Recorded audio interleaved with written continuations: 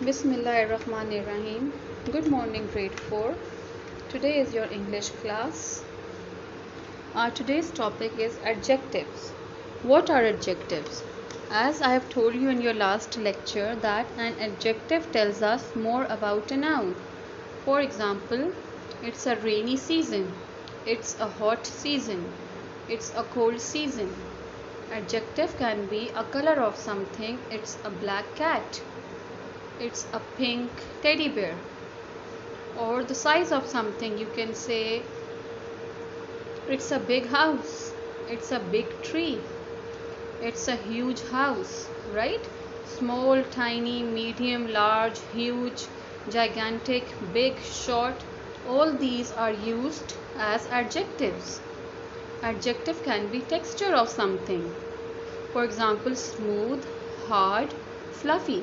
We can say it's a very fluffy teddy bear. It's a very soft teddy bear.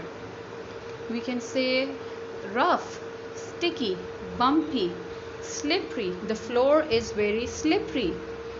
In this way, we get to know more about the floor. Now, adjective can be shape of something. For example, square or round, or oval or curved. Something can be straight or wide. It can be narrow, crooked or flat.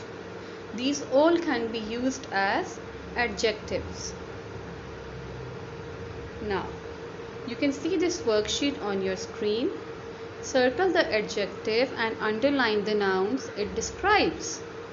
You have to circle the adjective in each sentence and you have to underline the noun that is explaining. For example, Danny caught the red ball. Now, in this sentence, ball is a noun and red is an adjective as it is telling what color is the ball.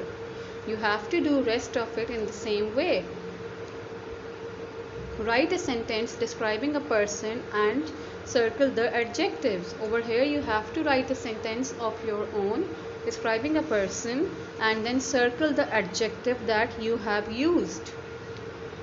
Write a sentence describing a thing and circle the adjectives. Then you have to write a sentence describing a thing and then circle the adjectives which you have used in it. Our worksheet number 2. Circle the adjectives that best describe the underlined word. Over here, you have to circle the adjective that best goes with the sentence. For example, a big or tasty dog was chewing on a bone. Now, it cannot be a tasty dog, right? A big dog was chewing on a bone. These both are adjectives, but you have to choose one of them and you have to circle them. Now let's come to word meanings. Find these verbs in the story, then find the meanings of these words and then use each word in a sentence. Now you know that in our first lecture we read a story, a realistic story, that was Rushing River. In that story, there was a boy who wanted to go to the river and his parents told him not to go there. They did not wanted him to go, right? You all remember the story. Now these are the words taken from the story. You have to look for these meanings and write them on your notebook. Our first word is dragging. Second word is pleaded, perched, swirling, grazing. And last word is scrambled. You have to write down the meanings of these words. Creative writing. Write one paragraph describing the scene of a rushing river.